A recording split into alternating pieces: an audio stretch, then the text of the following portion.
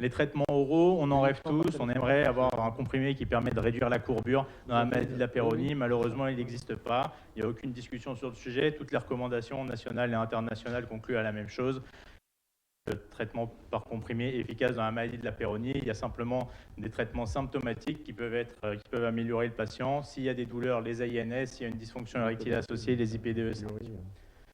Les injections intraplaques. Donc le Xiapex, c'était vraiment le gold standard. En alternative, qu'est-ce qu'on a? On a le Verapamil, l'interféron. Le Verapamil, malheureusement, l'efficacité est relativement faible. Par contre, il reste recommandé dans la plupart des recommandations, que ce soit les recommandations de l'ISSM ou américaines, en alternative ou pendant que du fait que le Xiapex ne soit pas commercialisé. L'efficacité est relativement faible, 5% d'amélioration sur la courbure. L'intérêt, c'est qu'il n'y a quasiment aucun effet secondaire. L'autre traitement, c'est l'interféron. L'interféron, il est disponible en France. Lui, il a une meilleure efficacité dans les études qui ont été contrôlées contre placebo, avec en moyenne 13 degrés sur la courbure. Malheureusement, les effets secondaires sont très fréquents, avec notamment des symptômes, des myalgies, des arthralgies, et la disponibilité est relativement difficile en pratique quotidienne. La dernière option, c'était les corticoïdes. La recommandation de l'EAU qui ne doivent carrément pas être utilisés dans la maladie de la Peyronie. Je sais que ça a été utilisé pendant de nombreuses années par plusieurs urologues. Ça sera très clairement un sujet à discussion. Donc, ce qui reste comme option pour les injections intraplaques, c'est plutôt le Verapamil à l'heure actuelle, tant que le Xiapex n'est pas commercialisé ou qu'un concurrent n'a pas repris la même molécule pour le commercialiser. La traction thérapie. La traction thérapie, c'est efficace. Donc ça peut être, entre guillemets, une alternative. Généralement, c'était utilisé en association avec le Xiapex. Il y a différents types de traction thérapie. Il y a classiquement l'extenseur, le vacuum, et puis il y a deux nouveaux devices qui sont sortis, à savoir le Restorex, donc qui est une traction thérapie avec en plus une traction dans le sens opposé à la courbure, et le Pennymaster Pro qui a également été développé, où c'est une traction agressive avec un système de poids pour réduire la courbure.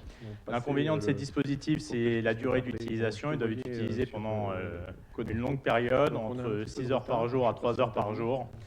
Mais ça a montré une efficacité sur la réduction de la courbure. Les extenseurs aux alentours de 20 degrés, le Restorex, qui a été publié sur 100 patients dans une étude contrôlée randomisée, retrouvait une amélioration de 11 degrés sur la courbure. Donc très clairement, la traction thérapie, ça reste tout à fait valable dans la maladie de la Peyronie.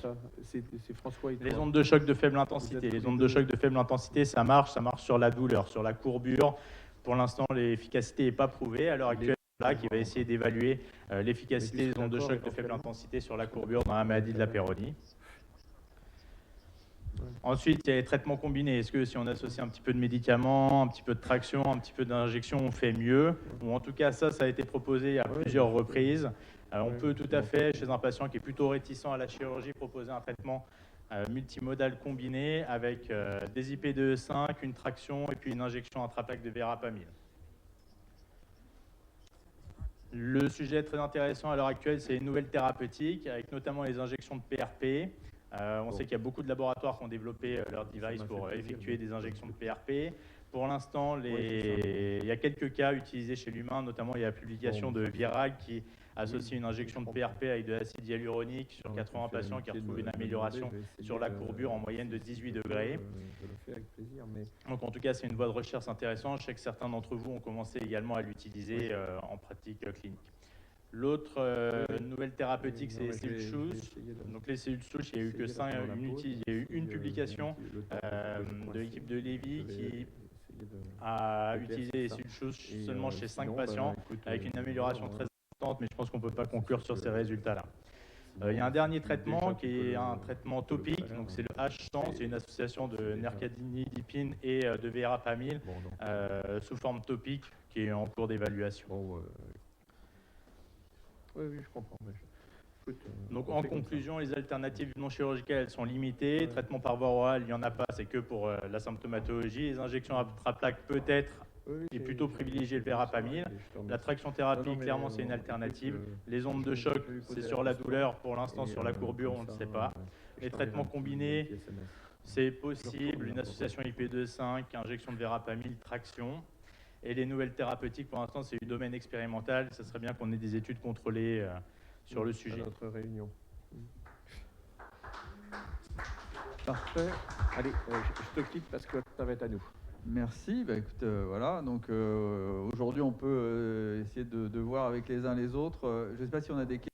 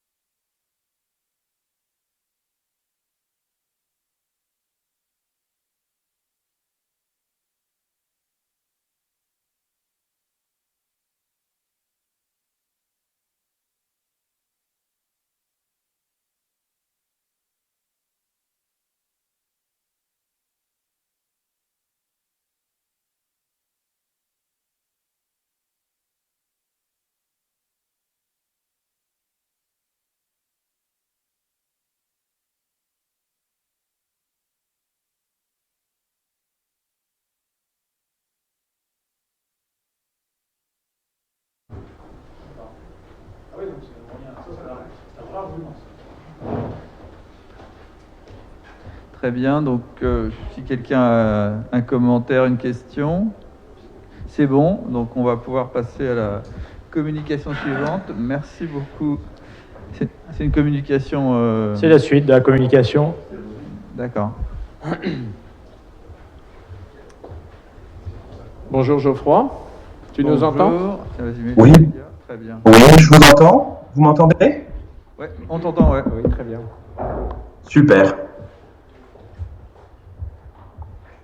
Ben écoutez, un grand merci en tout cas de m'avoir proposé d'assurer ce topo sur un sujet un petit peu plus léger que les précédents pour parler en effet de la contraception hormonale masculine.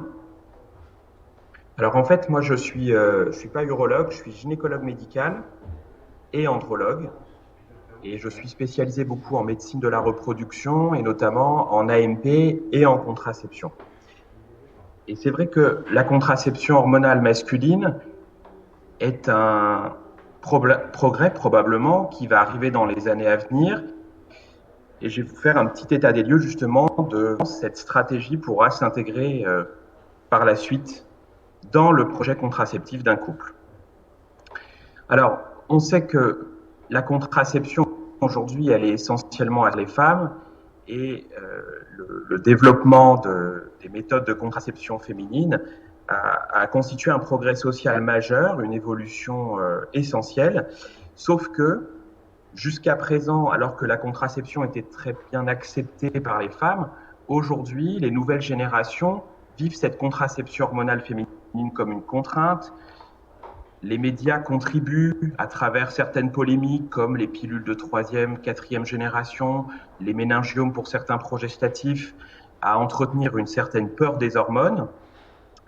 Et également, il existe parfois des courants de banalisation de l'interruption volontaire de grossesse qui font que les femmes se désintéressent de plus en plus de ces contraceptions médicalisées et souhaitent d'autres alternatives. Et finalement, de proposer aux hommes de s'intégrer dans un projet contraceptif d'un couple, c'est une alternative qu'il va falloir discuter par la suite. Alors en effet, sur ce diagramme que vous voyez, qui est donc réalisé par l'OMS il y a une dizaine d'années, on voit bien que ce soit dans les pays en voie de développement ou dans les pays développés, c'est la femme qui assume le poids contraceptif pour les couples. Actuellement, en dehors de la vasectomie que vous connaissez bien mieux que moi, la seule autre méthode de contraception officiellement reconnue, c'est le préservatif masculin, qui reste une méthode de contraception d'efficacité, comme vous pouvez le voir sur les chiffres, des taux d'échec de 0,8 à 22%, donc une efficacité correcte mais variable et qui dépend essentiellement de la façon dont cette méthode va être utilisée. En revanche, le préservatif masculin reste aujourd'hui la meilleure protection contre les IST. Cette méthode de contraception est parfois vécue comme une contrainte. Alors c'est vrai que moi souvent en consultation, j'ai pour habitude d'essayer de montrer justement aux couples qu'on peut s'amuser avec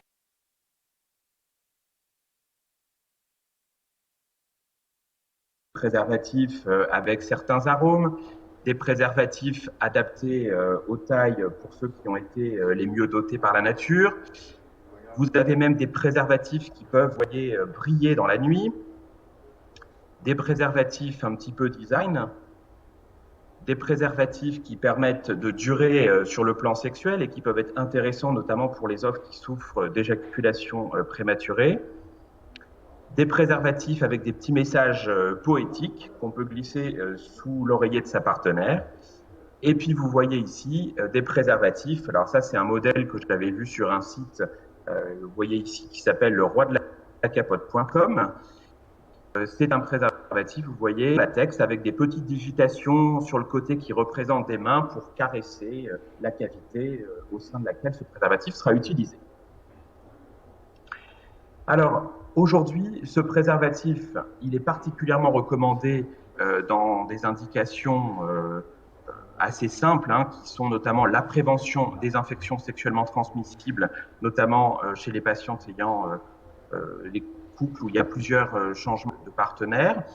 Il y a une étude intéressante qui avait montré également que l'utilisation du préservatif masculin pouvait être intéressant dans les situations de candidose vaginale et de vaginose à répétition. Et enfin, c'est une méthode qui peut être intéressante dans des périodes où la fertilité, notamment de la femme, est un petit peu moins importante, comme le postpartum avec l'allaitement ou la période de périménopause. Alors, quel est l'avenir de la contraception hormonale? Eh bien, un des avenirs possibles, c'est en effet la contraception hormonale masculine.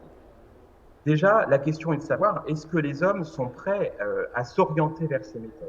Et vous voyez, une étude qui date d'une dizaine d'années montrait en effet que selon les pays, 44% à 83% des hommes seraient favorables à utiliser une pilule contraceptive pour assurer le poids de la contraception. Et lorsqu'on interroge les femmes, toujours la même enquête d'Anna Glazière, eh bien, on voit que les femmes sont presque encore plus enjouées que les hommes, puisque presque 3/4 des femmes interrogées étaient favorables à ce que les hommes puissent avoir d'éventuelles méthodes de contraception hormonale. Alors, pour comprendre un petit peu qu'est-ce qu'on va pouvoir proposer comme contraception hormonale chez les hommes, je vais faire un bref rappel sur la régulation hormonale de la spermatogénèse. Donc, vous savez en effet que le testicule est soumis à un contrôle assez complexe par l'axe hypothalamo-hypophysaire, que les gonadotrophines hypophysaires, FSH et LH, vont venir agir sur le testicule, permettant à la fois une spermatogénèse de qualité, mais aussi la sécrétion de testostérone. Et la testostérone va exercer une action de modulation sur cet axe hypothalamo-hypophysaire en exerçant un rétrocontrôle négatif. Il existe également une autre modulation de rétrocontrôle qui fait intervenir une glycoprotéine qui s'appelle l'inhibine, qui est synthétisée par les cellules de Sertoli. Et l'inhibine B, elle est là pour moduler essentiellement la spermatogénèse en exerçant un rétrocontrôle négatif sur la FSH. Alors, au niveau du fonctionnement, au niveau testiculaire, en effet, l'ALH va venir se fixer sur les récepteurs qui sont au niveau des cellules de Leydig à l'intérieur des testicules. Ces cellules de Leydig vont ainsi sécréter de la testostérone. Et cette testostérone, une grande partie de la testostérone, la majorité de la testostérone qui est sécrétée localement, va venir diffuser au niveau des tubes séminifères pour initier et maintenir la spermatogénèse. Et une petite partie de la testostérone qui est synthétisée va, elle, passer dans les vaisseaux pour permettre l'androgénisation. La FSH, elle, va agir exclusivement sur les cellules de Sertoli et va donc amplifier la spermatogénèse qui a été initiée et maintenue par la testostérone intratesticulaire.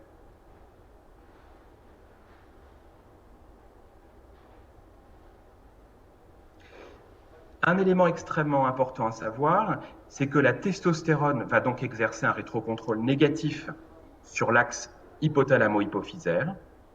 Et c'est ce que j'ai mis en gras sur cette diapositive, c'est que la testostérone ne pourra finalement agir et exercer son rétrocontrôle au niveau de l'hypothalamus que si la testostérone est transformée localement en œstradiol.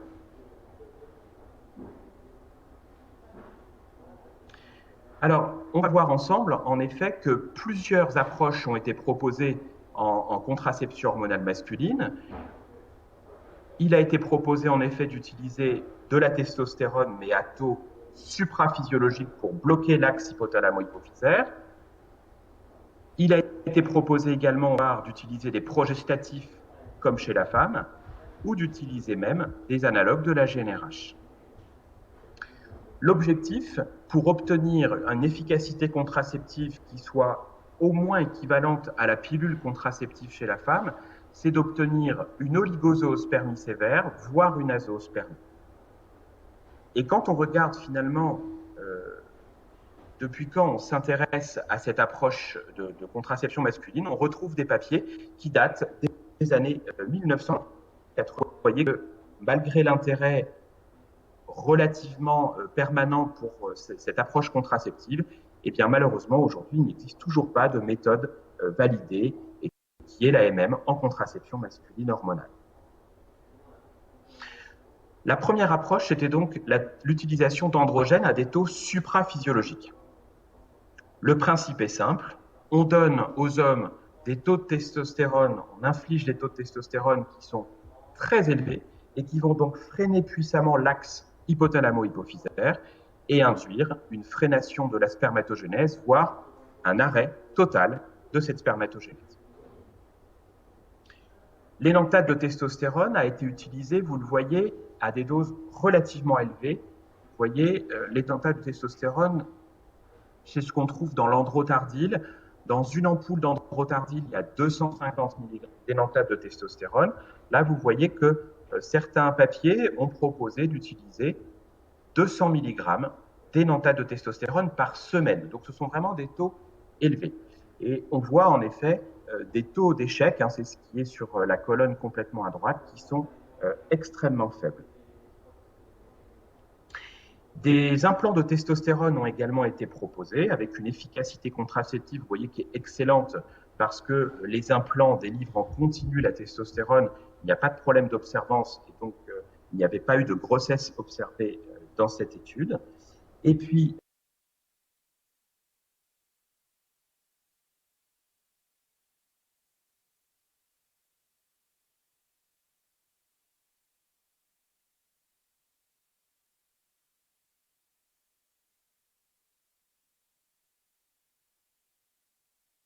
enfin, l'un des cas en effet diffusé longuement après son efficacité contraceptive.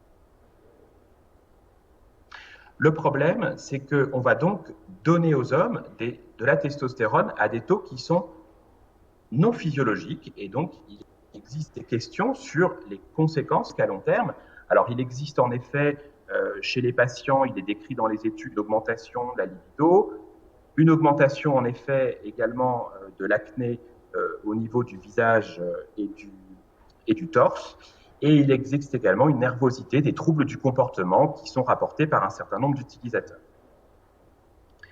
L'autre question, ce sont les risques à long terme d'une utilisation d'androgènes à des taux supraphysiologiques.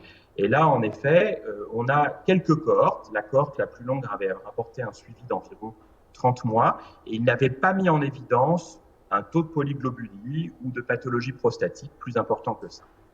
Il y avait à peu près 5% des utilisateurs qui avaient présenté une élévation de l'hématocrite qui avait nécessité un arrêt du traitement. Alors pourquoi on n'utilise pas de la testostérone naturelle par voie orale? Eh bien parce que malheureusement, la testostérone naturelle n'est pas absorbée comme les oestrogènes. Et la testostérone naturelle, elle doit, pour passer dans le sang, être absorbée dans le tissu lymphatique. Et donc, pour cela, il faut déjà pouvoir prendre la testostérone par voie orale avec un repas plutôt riche en graisse, c'est ce que vous voyez sur le graphique de droite qui permet vraiment une meilleure absorption. Et en plus, il faut utiliser des doses extrêmement élevées de testostérone orale pour réussir à être supraphysiologique. Vous voyez qu'en prenant 2 comprimés de pentestone matin, midi et soir, eh bien, les taux de testostérone vont rester toujours dans la normale. Donc cette approche, malheureusement, aujourd'hui, n'est pas possible. Deuxième approche qui a été proposée, c'est l'utilisation des agonistes de la GnRH, des agonistes retard, pour désensibiliser l'axe gonadotrope et permettre derrière un éventuel blocage de la spermatogénèse. Bien entendu, ces agonistes ne sont pas donnés seuls, ils sont donnés en association avec de la testostérone à dose substitutive.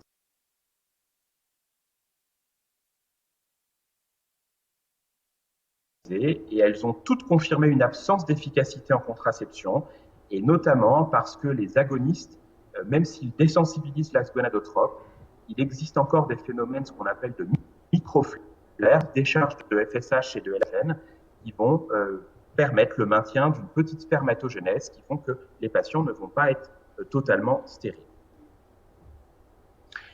Troisième approche, ça a été de proposer d'utiliser des antagonistes de la GnRH avec de la testostérone à dose substitutive. Donc là, ça marche très très bien. On obtient un blocage quasi immédiat de l'axe gonadotrope. C'est une efficacité qui est excellente, mais la faisabilité est bien entendu difficile, puisqu'aujourd'hui, les antagonistes de la GnRH peuvent être utilisés au mieux sur des injections qui vont durer tous les 3-4 jours. C'est des injections donc sous-cutanées, et il faut en plus faire les injections de testostérone à dose substitutive ou utiliser du gel de testostérone. Donc ça reste un schéma assez complexe. Il y a actuellement des antagonistes de la GnRH par voie orale qui sont en cours de développement et qui pourront peut-être un jour être utilisés pour de la contraception masculine. L'autre approche, qui est donc assez similaire à la contraceptive féminine, consiste donc des progestatifs avec de la testostérone à dose substitutive. Les progestatifs vont exercer un rétrocontrôle négatif sur l'hypothalamus et un peu sur l'hypophyse, et ils vont surtout, selon la dose utilisée, être capables de bloquer la 2LH et donc la production de testostérone intratesticulaire. Ça marche très bien. Il y a eu beaucoup d'essais qui ont été faits. Vous voyez ici les principaux progestatifs qui ont été utilisés avec efficacité en contraception hormonale masculine. Je citerai par exemple un des schémas qui a été beaucoup testé en Asie, qui consiste à utiliser l'implant contraceptif à l'étonogestrel, le Explanon.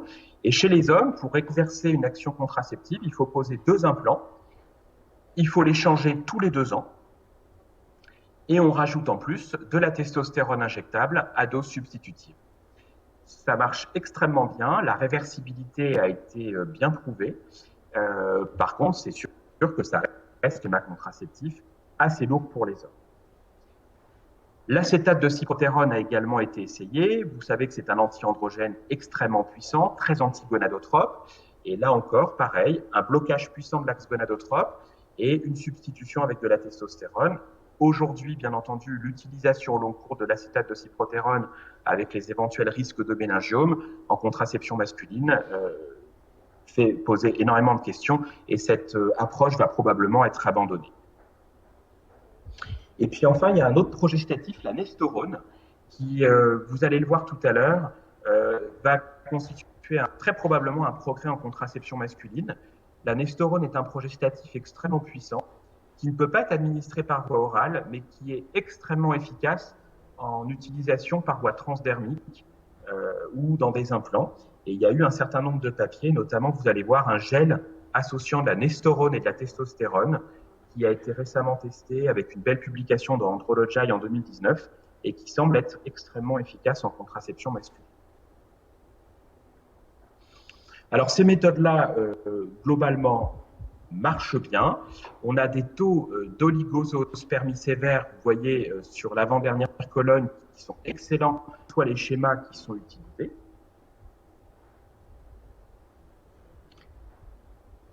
Ici, justement, alors pardon, je vais passer un peu vite. Donc là, c'est la fameuse étude dont je vous ai parlé. Donc c'est l'utilisation d'un gel quotidien que l'homme applique tous les jours sur l'avant-bras. Et ce gel contient donc de la nestorone et de la testostérone à dose substitutive. Ce traitement a prouvé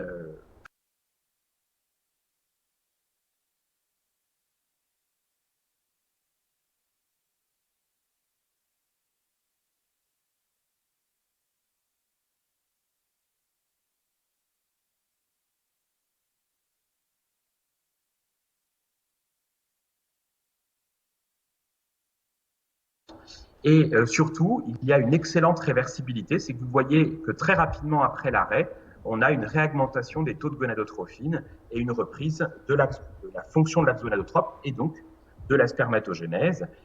Cette méthode de contraception, vous voyez par rapport aux autres approches avec des implants à changer tous les 2 ans, des intramusculaires testostérone, des injections cutanées d'antagonistes, eh bien vous avez ici une méthode qui est plutôt très bien acceptée par les patients. Vous voyez, environ plus de 85% des patients qui avaient essayé cette méthode étaient satisfaits.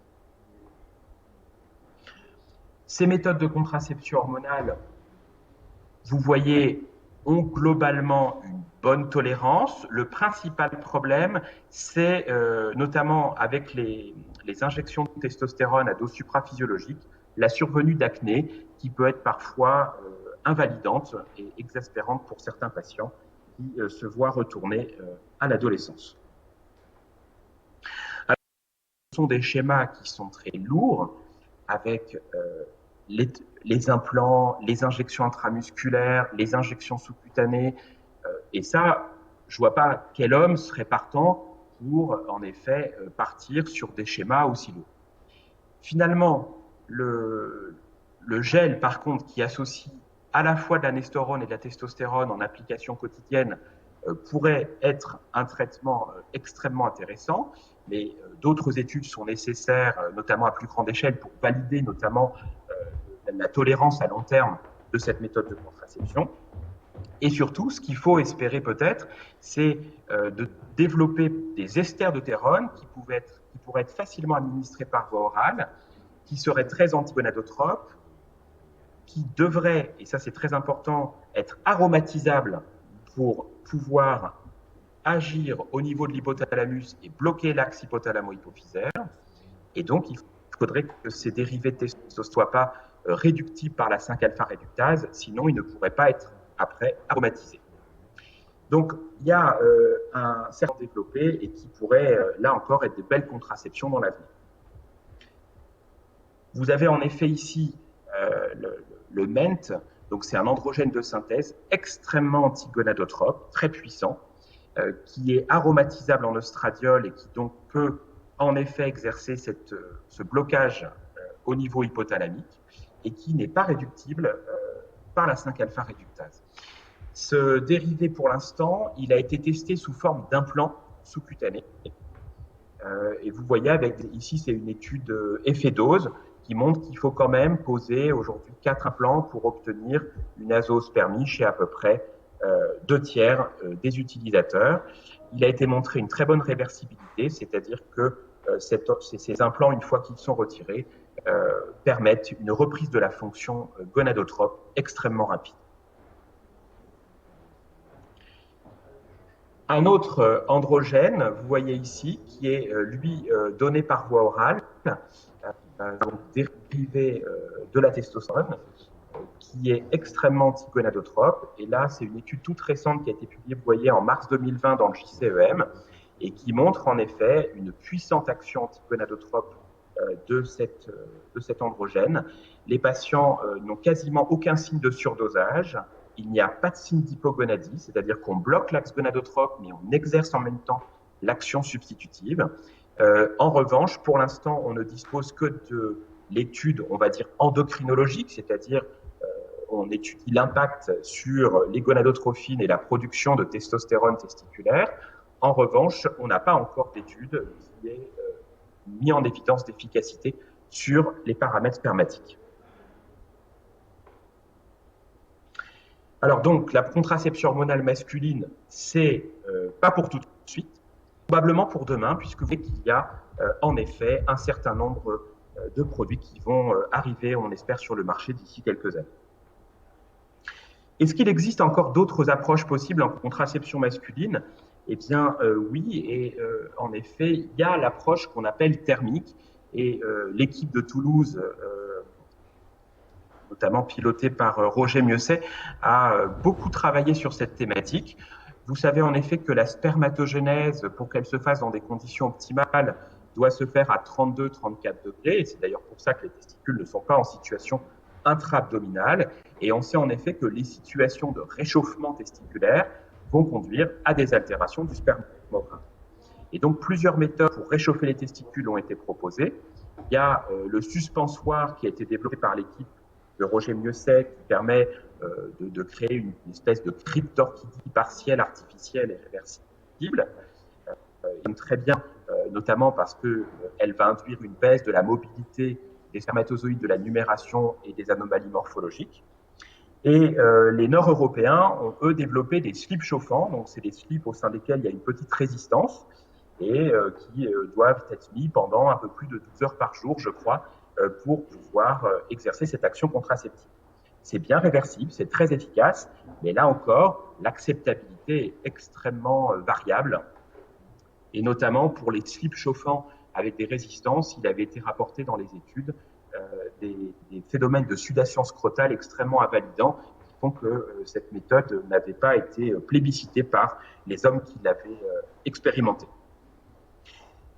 Pour reprendre le suspensoire développé par l'équipe de Toulouse, vous avez ici cette étude intéressante qui avait été publiée dans Fertile Stérile il y a quelques années, qui montre en effet que lorsque l'on met en place ce suspensoire, on obtient assez rapidement, vous voyez, une oligoazoospermie chez la majorité des patients qui vont utiliser cette méthode. Et ce qui est intéressant, c'est que pour les patients qui ont encore quelques spermatozoïdes dans l'éjaculat, quand on analyse la qualité, et c'est ce qu'on voit sur le diagramme de droite, de ces spermatozoïdes qui sont quand même produits, eh bien, on observe une augmentation très importante de la fragmentation de l'ADN spermatique. On observe une haute coloration de l'ADN, qui sont ces deux marqueurs le témoin d'une atteinte intrinsèque du génome des spermatozoïdes, complètement réversible, et qui va probablement participer à l'action contraceptive. D'autres équipes se sont intéressées aux immunocontraceptifs. L'idée, c'est d'essayer d'identifier les antigènes de la reproduction pour lesquels on pourrait en effet immuniser l'homme ou la femme pour exercer une contraception. Le problème, c'est qu'aujourd'hui, il est très difficile de trouver des vaccins à la fois efficaces, bien réversibles, avec des schémas, avec des rappels vaccinaux pas trop complexes, pas trop lourds. Et pour l'instant, on va dire que cette méthode, même si elle fait encore l'objet d'un certain nombre d'études chez l'animal et d'essais qui ne font jamais au-delà de la phase 2 chez l'homme, bien pour l'instant est plutôt décevante.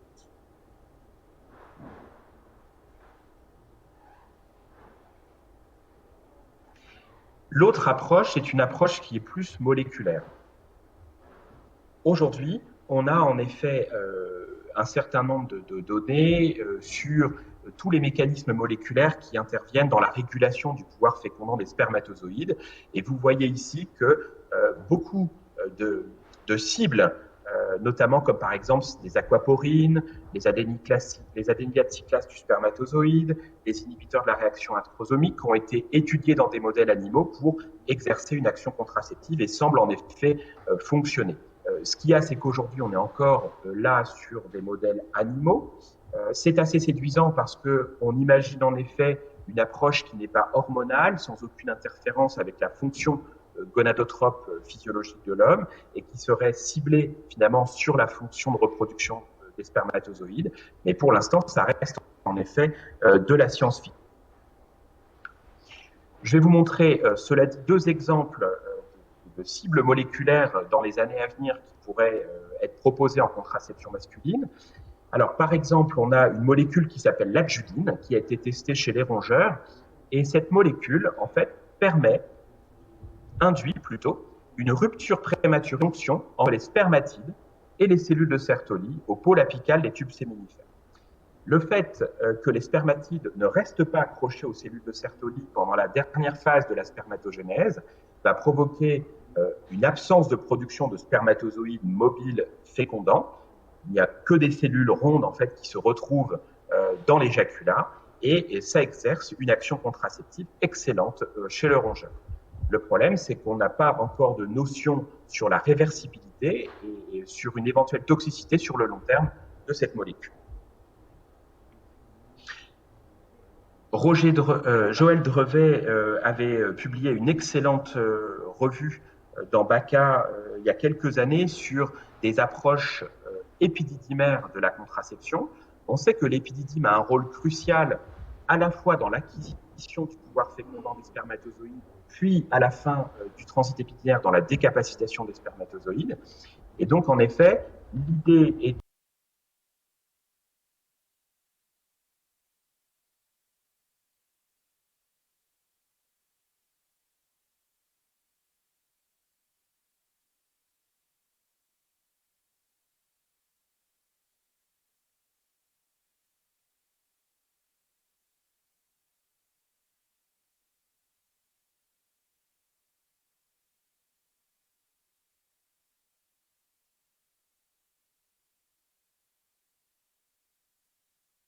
le pouvoir fécondant des spermatozoïdes et faire que l'homme produit des spermatozoïdes, mais qui ne pourront pas proposer.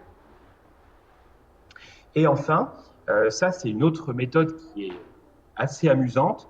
Et on sait aujourd'hui que les spermatozoïdes, lorsqu'ils sont éjaculés, qui vont arriver au fond de la cavité utérine, sont capables de s'orienter dans la bonne trompe, là où attend l'ovocyte, notamment grâce à des signaux chimiotactiques. Ces signaux chimiotactiques sont assez nombreux et vous voyez ici à gauche un certain nombre de peptides qui ont été identifiés aujourd'hui et qui ne pourraient pas migrer dans les trompes après une éjaculation. Alors, ce qui est amusant, c'est que ces petites molécules qui guident les spermatozoïdes sont des molécules qui sont des ligands, des récepteurs olfactifs que nous avons au niveau de la muqueuse nasale, ce qui avait fait dire aux auteurs qui avaient identifié en effet ces processus que les spermatozoïdes, c'est un petit peu comme des petits chiens, c'est capable de renifler et d'aller du bon côté retrouver les spermatozoïdes dans la bonne trompe. Et enfin, j'avais trouvé ça sur le net. C'est donc une entreprise, je crois, nord-européenne qui a développé ces vasectomies on demand. Vous voyez ici un petit interrupteur qui pourrait être placé au niveau des canaux déférents, au niveau du cordon spermatique, qui serait accessible aux hommes pour ouvrir et fermer les canaux déférents. Alors, ce qui était amusant, c'est de voir que certains hommes avaient l'air d'être très emballés par cette méthode. Les femmes étaient très emballées également par cette méthode sur les réseaux sociaux. En revanche, certains hommes exprimaient un certain scepticisme parce qu'ils avaient peur qu'en pleine nuit, leur partenaire puisse aller déverrouiller le petit interrupteur. Donc vous voyez aujourd'hui, en dehors du préservatif et de la vasectomie, on n'a malheureusement pas beaucoup de choses à proposer aux hommes, mais il existe, comme vous avez pu le voir, une recherche très active et probablement bientôt de nouvelles alternatives contraceptives. Pour le moment, il n'y a rien d'officiellement utilisable en pratique. Il y a notamment, je crois, à Toulouse, une consultation de contraception masculine qui a été développée, mais pour l'instant, l'utilisation des androgènes, des gels donnés de testostérone relève que de la recherche. Et finalement, le développement des méthodes de contraception masculine, elle va dépendre de beaucoup de choses. C'est d'une part, est-ce que finalement les femmes sont réellement prêtes à accepter de confier la régulation des naissances aux hommes? Auront-elles confiance finalement en l'observance des hommes pour éviter la survenue d'une grossesse? Est-ce que les hommes vont accepter et s'impliquer suffisamment sur le long terme dans l'utilisation de ces méthodes? Et enfin, il y aura l'acceptation, bien sûr, culturelle, religieuse de ces méthodes qui va forcément être variable dans le temps et qui, peut-être dans certains pays, nécessitera un certain temps avant de pouvoir être acceptée. En tout cas, ce qu'il faut espérer, c'est que dans l'avenir, les hommes puissent prendre part de façon beaucoup plus active, je le pense, et j'y crois, ça c'est mon côté un peu féminin, dans la reconnaissance et l'action contraceptive. Je vous remercie beaucoup de votre attention.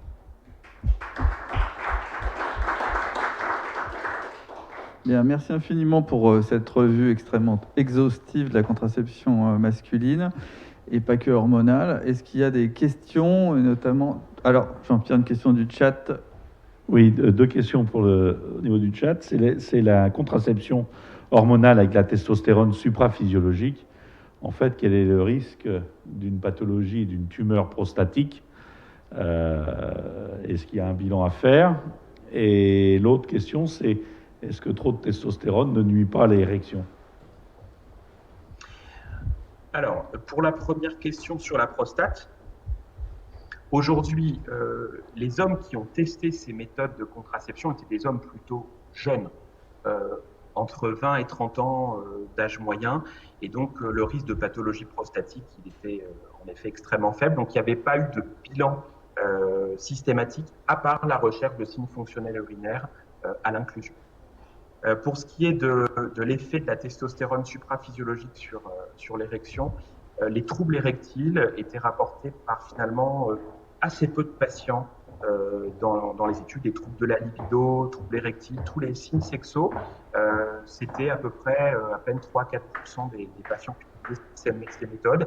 Et forcément, de toute façon, on sait que les troubles sexologiques, on l'observe aussi chez la femme en contraception hormonale, c'est quelque chose qui est extrêmement variable, qui dépend de plein de choses, parfois d'un désir de grossesse sous-jacent, bivalent, enfin il y a plein de choses qui rentrent en ligne de compte. Et aujourd'hui, en tout cas, il n'est pas clairement montré aux doses qui sont proposées qu'il y ait une augmentation du risque de dysfonction érectile. Bien, parfait. Merci. Une très très courte alors du fond de la salle. Merci. Je voulais juste savoir, parce qu'en fait, j'avais eu un patient qui ne souhaitait pas attendre la vasectomie parce qu'il était intolérant aux contraceptifs, enfin, sa femme intolérante aux contraceptifs féminins, lui intolérant aux préservatifs. Et il m'avait demandé de lui mettre justement des injections de testostérone en attendant les 4 mois légaux. Et je voulais savoir s'il y avait eu des gens qui avaient déjà eu cette expérience-là. Parce que j'étais un peu embêté. Je lui ai quand même prescrit la testostérone, mais bon, c'était un peu... Donc le temps de mise en efficacité du traitement. Ça marche au bout de combien de temps, les injections de testostérone? C'est long, hein, parce que, comme vous savez, la spermatogénèse, c'est 3 mois à peu près.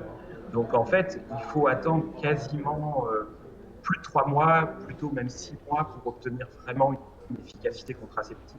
Donc, en fait, il n'y a pas d'effet immédiat. Donc, finalement, il faut trouver d'autres alternatives en attendant le délai légal des 4 mois pour la vasectomie, je pense.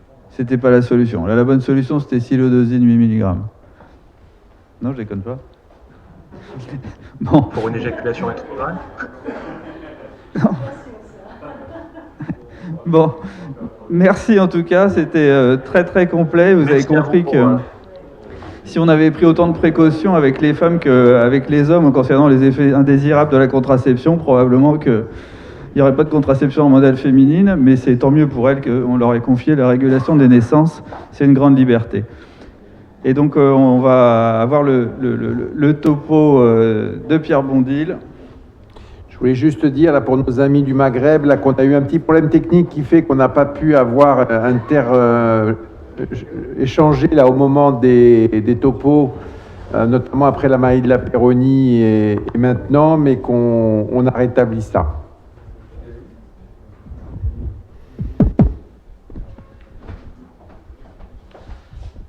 C'est bon? Eh bien, d'abord, je voudrais remercier l'AFU, les organisateurs, notamment Antoine Fex et Eric Huyghe, de m'avoir offert cette présidence et pour leur amitié, qui savent qui est fidèle et que vraiment c'est important. Je suis content de voir qu'il y a beaucoup de jeunes, donc tout ça se poursuit comme on en avait fait, et puis ça me permet de rendre un hommage chaleureux à mes maîtres, Henri Navratil, Francis Pontonnier, Albert Loïch et Jean-Pierre Saramon, qui ont été vraiment les pionniers, je pense, on peut le rappeler de l'andrologie, de la médecine sexuelle pour nous. C'était pas simple à leur époque, mais ils nous ont beaucoup apporté. Alors, de quoi parle-t-on? L'expérience, c'est le fait d'acquérir volontairement ou non, ou de développer la connaissance des êtres et des choses par leur pratique et par une confrontation plus ou moins longue de soi avec le monde. Au niveau philosophique, c'est plutôt une connaissance acquise soit par les sens, l'intelligence ou les deux, et qui s'oppose à la connaissance innée impliquée par la nature de l'esprit. C'est une épreuve dont on peut tirer une leçon de sagesse. La clinique, il faut rappeler, ça vient du grec, kéros, qui observe directement au lit des malades les manifestations de la maladie. La médecine clinique, elle vise à l'établissement du diagnostic par la pratique de l'examen clinique, c'est-à-dire l'interrogatoire et l'observation. Et elle inclut en fait tout l'acte médical. L'Académie de médecine l'a dit, effectivement. Le médecin ne soigne pas seulement avec ses ordonnances ou ses actes, mais par sa personne, par ses yeux, par ses doigts et par la parole, clé de la communication interhumaine qui lève les obstacles inconscients, libère la parole de l'autre et mobilise ses énergies pour l'aider à guérir. Et la médecine, c'est l'art de la complexité qui implique donc l'art du dialogue et de la mise en confiance. La problématique actuelle, vous savez bien, c'est qu'il y a une perte de la clinique au détriment de la paraclinique. On demande de plus en plus des examens, ce qui fait des imaginopathies pour lesquelles on traite. Et regardez, la mort de la clinique, médecine technique, médecine tragique, la médecine 3.0, la technique au service de l'empathie. Donc vous voyez, il y a un détriment. Alors est-ce que l'expérience est une valeur périmée? Alors Simone de Beauvoir écrivait en 1970, vous voyez, donc ça fait il y a 50 ans, que le prestige de la vieillesse a beaucoup diminué du fait que la notion d'expérience est discréditée. La société technocratique d'aujourd'hui n'estime pas qu'avec les années, le savoir s'accumule, mais qu'il se périme. L'âge entraîne une disqualification, ce sont les valeurs liées à la jeunesse qui sont appréciées. Bref, je suis devenu un yaourt, je suis périné. Pourtant, mon jet n'est pas trop mal, comme vous l'avez remarqué. Et qu'est-ce qu'on voit actuellement? C'est les big data, la technologie, l'intelligence artificielle. Donc on en sort de tout le temps, tous les jours c'est comme ça. Donc, et même on devient, regardez, c'est l'Express qui datait du fin juin, le péril gris. Donc vous voyez, on devient dangereux, même nous les vieux, on va peut-être nous éliminer bientôt. Bon, bref. Alors, il faut tout de même rappeler les fondamentaux. Et là, je m'adresse vraiment aux jeunes. Les recommandations de bonne pratique. C'est quoi l'évidence-based médecine? J'arrête pas de répéter à mes jeunes, Samy le dira. L'évidence-based médecine, elle est basée sur un trépied. Et le trépied, c'est quoi? C'est les données de la recherche, donc les données de preuves statistiques, mais également, et Sackett, qui était le promoteur de l'évidence-based médecine, ils avaient beaucoup insisté sur deux autres piliers de l'évidence-based médecine, qui sont l'expérience clinique et les préférences du patient. Et cette expérience clinique et préférence du patient, on va le retrouver bien sûr dans le parcours de soins, mais également dans le parcours de santé, le parcours de vie. Tout ça, c'est de la clinique. Donc oui, c'est très important. Et si on reprend ce qu'on a dit ce matin, je prendrai deux exemples. Avec Jean-Pierre Grazana, il nous a insisté sur l'importance de la sémiologie de la clinique dans les douleurs chroniques au niveau scrotal. Eric nous a dit son expérience, lui, il nous a montré plein de chiffres, mais il a dit, moi, pour l'indication des thésées dans les cryptozoospermies, voilà ce que je pense. Et enfin, donc, quand on a fait la table ronde sur les implants péniens, vous avez bien vu que chacun a dit, ben voilà ce que dit la littérature, voilà ce que moi je pense en tant que praticien, et en plus, nous avons dit, attention, les valeurs et les préférences du patient. Donc ça, c'est de la vraie expérience médecine. Et malheureusement, on nous parle toujours que de celle-là. Et j'arrête pas toutes les semaines à dire à mes jeunes, l'évidence-based médecine, c'est un trépied et c'est très important. Je suis une personne, je ne suis pas un cancer, c'est une prise en charge globale. Alors, quelles sont les critiques de l'évidence-based médecine? Ça, c'est tout pour les jeunes. D'abord, c'est un défaut de fiabilité, car dans la vraie vie, on soigne une personne réelle et non pas le patient moyen, un patient standardisé. Ce qui est fait dans toutes les études randomisées, n'oubliez pas. On enlève tous les patients qui ont des pathologies, etc. Deuxièmement, l'absence de preuve d'efficacité n'est pas la preuve d'absence d'efficacité. Le caractère simplifié de l'évidence-based médecine, donc c'est un modèle standardisé et l'absence de subjectivité, contredit la pensée complexe qui est propre aux médecins et aux patients. La médecine centrée sur la personne et le concept des sillons partagés qui sont la médecine moderne actuelle minimise la symétrie soigné-soignant en validant deux expertises et pensées complexes, le savoir médical et scientifique versus le savoir expérimentiel, et les préférences et les choix du patient. Et en fait, la vraie évidence médecine, c'est-à-dire celle qui ne se cantonne pas uniquement au niveau des preuves statistiques, est en harmonie avec l'art médical, qui avait été défini par l'Académie de médecine, l'espace de liberté ouvert aux médecins pour exercer, outre sa compétence et sa rigueur scientifique, les intuitions issues de son expérience et de sa subjectivité. Vous voyez, donc c'est un article dont je suis très content.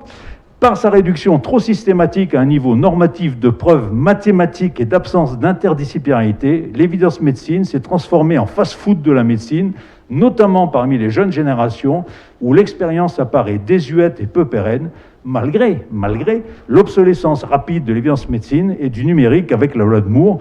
Je vous rappelle, regardez, les progrès qu'il y a eu, ça double chaque année, et bien c'est exactement pareil en médecine.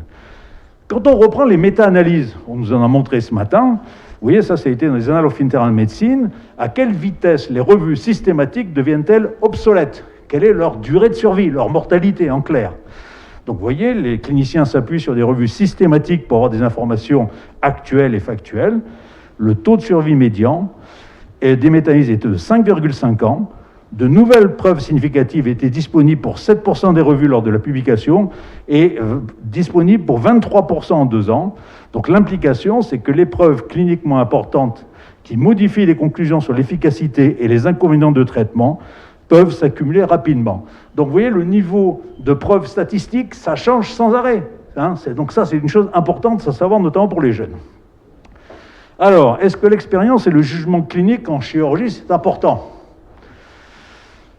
La formation chirurgicale repose sur 4 buts et objectifs fondamentaux.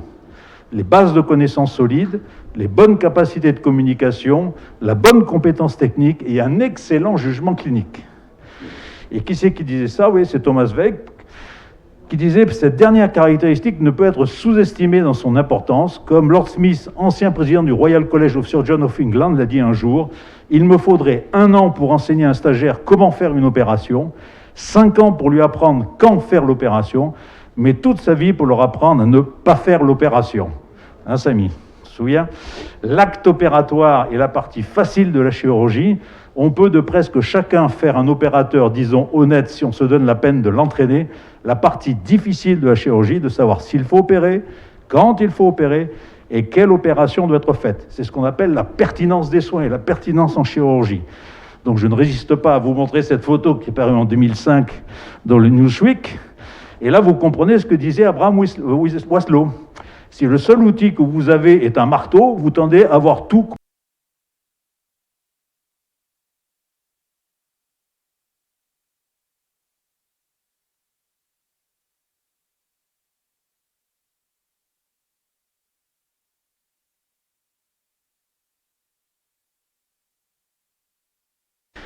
Le pire con, c'est le vieux con. On ne peut rien faire contre l'expérience. Mais avant, les vieux, on ne va pas se laisser faire. Hein. Un jeune con, il est sûrement plus redoutable qu'un vieux. Il a tout l'avenir devant lui. Pierre. Alors, vieux chirurgien, est-ce que je suis incompétent? Est-ce que je suis dangereux? Et vous voyez, ça, c'était dans le New York Times. Hein, quand le chirurgien est-il trop vieux pour opérer? Et c'était après 70 ans. Selon l'association de l'American Medical College, en 2017, 44% des chirurgiens actifs avaient 55 ans ou plus. Donc c'est un problème important, car les chirurgiens plus âgés ont plus d'expérience dans la prise, une limitation fonctionnelle liée à l'âge. Qu'en pensent les jeunes? Qui c'est qui opère mieux, le jeune ou le vieux? Levez les mains. Qui c'est qui pense que le vieux opère mieux? 2, 3. Qui c'est qui pense que le jeune opère mieux? Alors, regardez, là, bon, il y a beaucoup d'études qui sont un peu contradictoires d'ailleurs, mais ça a été fait au Canada il n'y a pas très longtemps. Vous voyez, relation entre l'âge du chirurgien et le résultat post-opératoire. Et quand on voit les résultats post-opératoires indésirables, qu'il s'agisse du décès, d'une réadmission ou d'une complication, moins de 65, plus de 75, 5, ben vous voyez, hein, le chirurgien vieux, il est nettement meilleur, bravo, sauf pour l'urologie. Alors c'est embêtant, mais bon, peut-être qu'il y a beaucoup de techniques, peut-être que ça change beaucoup, mais bon, enfin, c'est intéressant. Alors maintenant, la pratique un petit peu de ce que je viens de vous dire. Alors, monsieur, pour une maladie de la Peyronie, vient 51 ans, avec un nodule douloureux dans le pénis, sans trouble de la rigidité, mais une conduite d'évitement des rapports. Que faites-vous sur le plan diagnostique, un examen clinique et ou de la paraclinique? Qui demande des examens complémentaires? Levez les mains. C'est bien. Alors vous voyez que ce problème-là, ça fait un moment que ça dure, parce qu'en andrologie 1998, j'avais dit, est-ce que la clinique a encore un intérêt? Ben vous voyez, 22 ans après, je dis, ça a toujours un intérêt. Alors quand on voit les recommandations de l'AU qui viennent de sortir tout récemment, enfin qui ont été actualisées, c'est clair, hein, vous voyez, les recommandations sont fortes pour faire de l'interrogatoire et pour faire de la clinique. Et tout ce qui est paraclinique, ben vous voyez, le niveau de preuve est faible. Donc la clinique reste prioritaire. Donc vous avez bien fait de répondre que c'était la clinique qui est prioritaire. Alors, depuis 4 mois, il n'y a pas de notion de traumatisme, il n'y a pas de Dupuytren. Extensibilité. Alors j'ai mis 2 bondiles. Pourquoi? Parce que je suis fier au XXe siècle d'avoir découvert un signe clinique. Il faut le faire au XXe siècle. Quand on tire sur la verge, elle s'étend de la moitié de la longueur, ça veut dire qu'il n'y a pas de fibrose. Voilà, et ça, c'était prouvé sur 1000 patients, etc. Que faites-vous sur le plan thérapeutique? Un traitement oral, si oui, lequel? Un traitement local intralésionnel, si oui, lequel? Un traitement complémentaire, si oui, lequel? Et de la chirurgie. Alors, ma prescription, ce que je fais, moi, c'est une maladie qui est en phase aiguë. C'est récent, il a mal. Donc mon approche, elle est multimodale. C'est-à-dire que je vais lui faire des infiltrations de corticoïdes dans la plaque, de 3 à 5, 3 minimales, en gros, en moyenne, c'est 5, dans 2 buts. Réduire rapidement la douleur et stopper l'évolution de la maladie. Et là, je suis hors recommandation de bonne pratique. On est bien d'accord. Deuxièmement, je lui donne des inhibiteurs de la P2,5, 2,5 ou 5 mg quotidien pendant 2 à 3 mois avec 3 buts.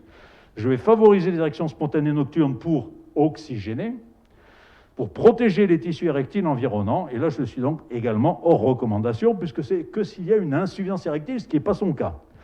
Je vais le rassurer en faisant une mécanothérapie, c'est-à-dire que traction et vacuum, je lui dis de faire 2 fois 10 minutes par jour.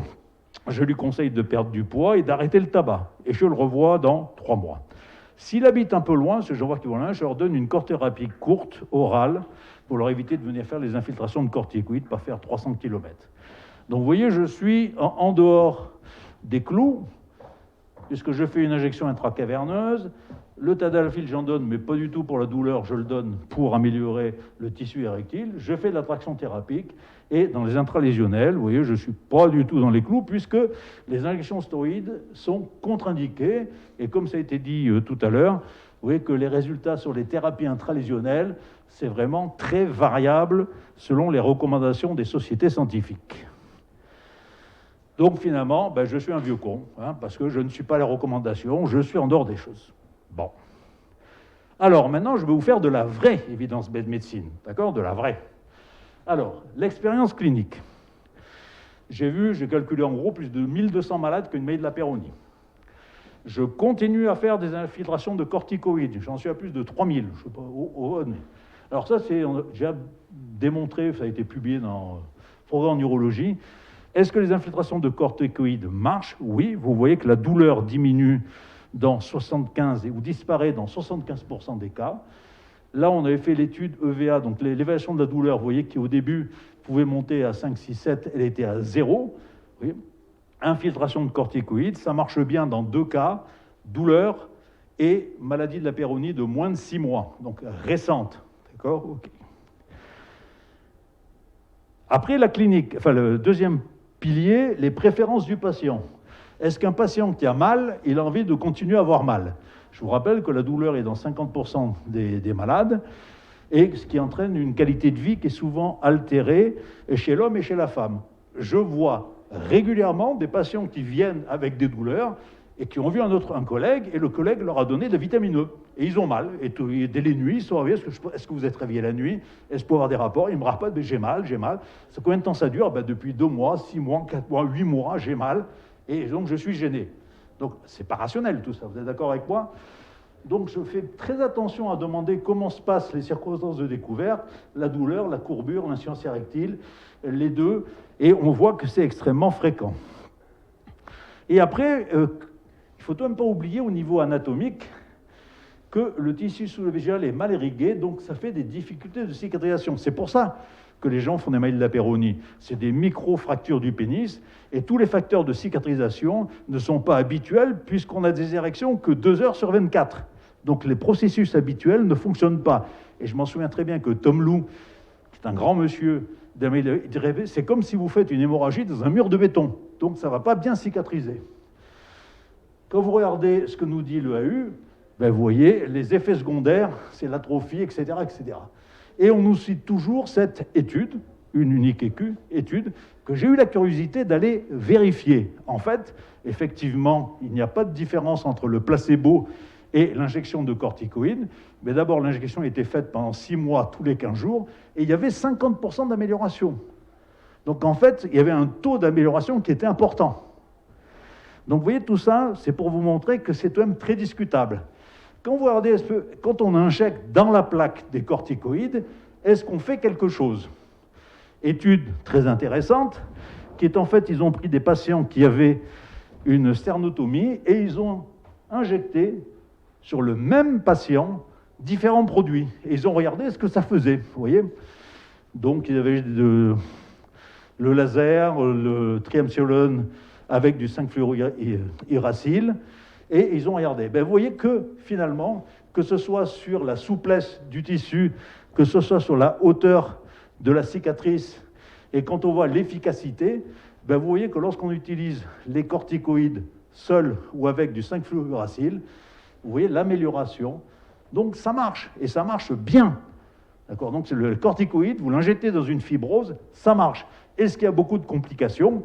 Vous voyez, il y avait très peu de complications. J'en ai fait plus de 3000 s'il y avait eu des problèmes, et j'en ai opéré des patients. J'ai jamais eu de problème. Donc vous voyez, tout ça, c'est des choses qui restent, c'est des mythes, des idées reçues qu'on continue à sortir.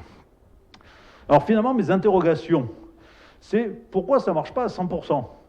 En fait, j'ai toujours 25% d'échecs. Mon hypothèse, mais ça c'est d'abord c'est un nodule qui est distal, c'est là où ça marche le moins bien, probablement parce qu'il y a plus de sensibilité nerveuse, et peut-être parce qu'il y a une compression neurologique avec traitement de douleurs neuropathiques. Et eux, je leur donne de la gabapentine quand ça ne marche pas bien. Voilà. Quel corticoïde? Est-ce qu'on met un cortique retard ou non? Moi j'utilise de l'hydrocortisone. Seulement, j'avais essayé le retard, bon, je n'ai pas trouvé de différence. La dose, je fais 100 mg. Périodicité, quand j'ai été interne, on m'a appris à faire une infiltration de corticoïdes par semaine. Donc j'ai continué. Mais à la limite, pourquoi on n'en fait pas 5 par jour, enfin 5 par semaine? Donc j'ai pas osé le faire, vous voyez ce que je veux dire. L'association, est-ce qu'il faut associer avec des collagénases? Je sais qu'on avait un moment, ça avait été montré que lorsqu'on utilise la collagénase tôt, ça semble avoir un effet supérieur, et ce qui est assez logique. D'autres drogues. Est-ce qu'on veut utiliser d'autres drogues, notamment les biothérapies?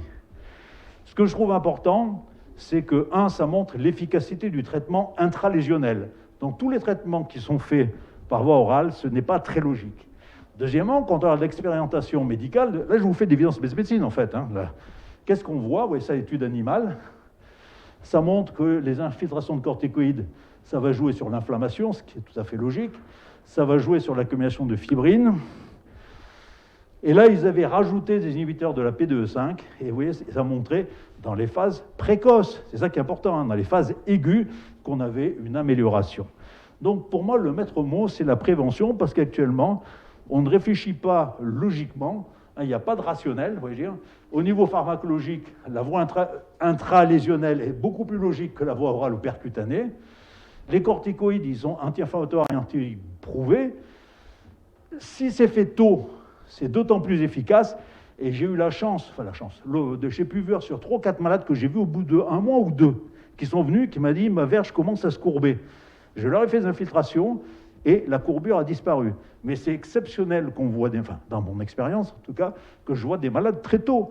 Le problème actuel, et ça c'est un grand message qu'on devrait dire nous, en tant qu'urologue, la CAMS, on doit dire attention, quand vous avez des douleurs qui apparaissent dans la verge après un rapport, il faut vite aller consulter. Or, ce n'est pas du tout ce qui se passe. On attend que la fibrose s'installe, et une fois que la fibrose s'installe, on traite les patients. Vous voyez, on ne réfléchit pas de façon logique. On ne va pas faire un traitement préventif de la fibrose, on va essayer de traiter après. Deuxièmement, la physiologie, n'oubliez pas, cet homme fait le rapport sur l'anatomie et physioérection, 98% des 1092 heures d'érection moyenne annuelle, elles sont spontanées et non relationnelles.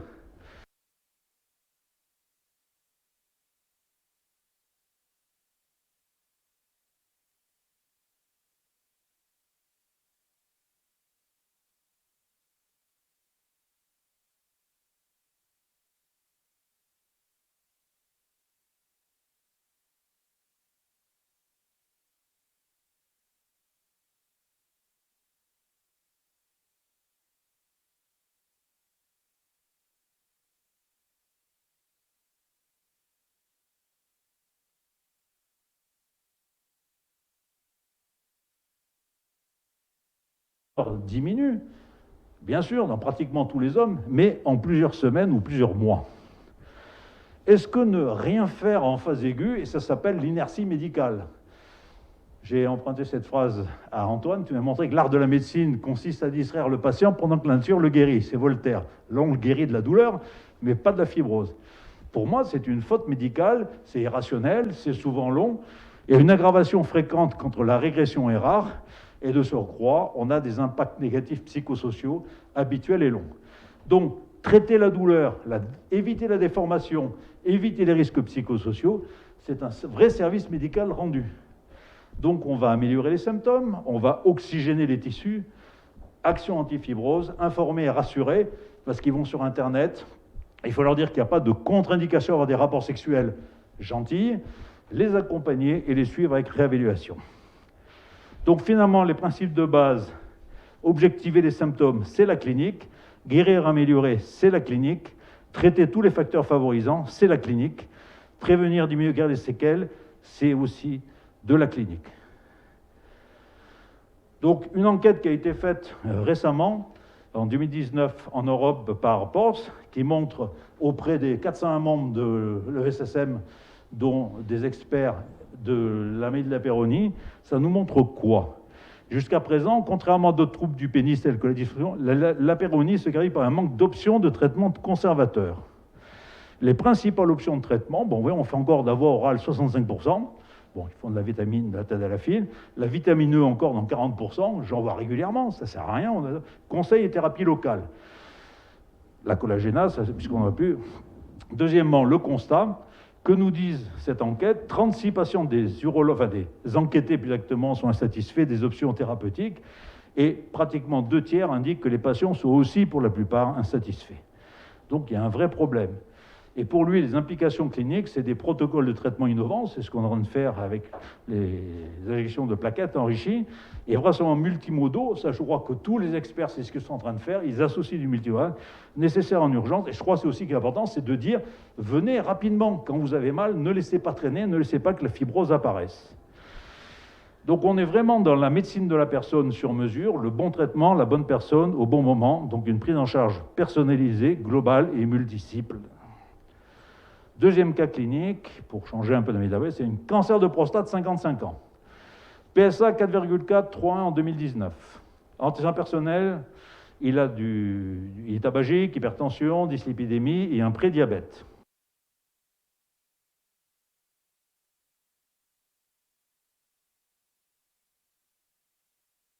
Surpoids, toucher rectal, rien de particulier. IRM dynamique, une zone pirate 3 de la base droite.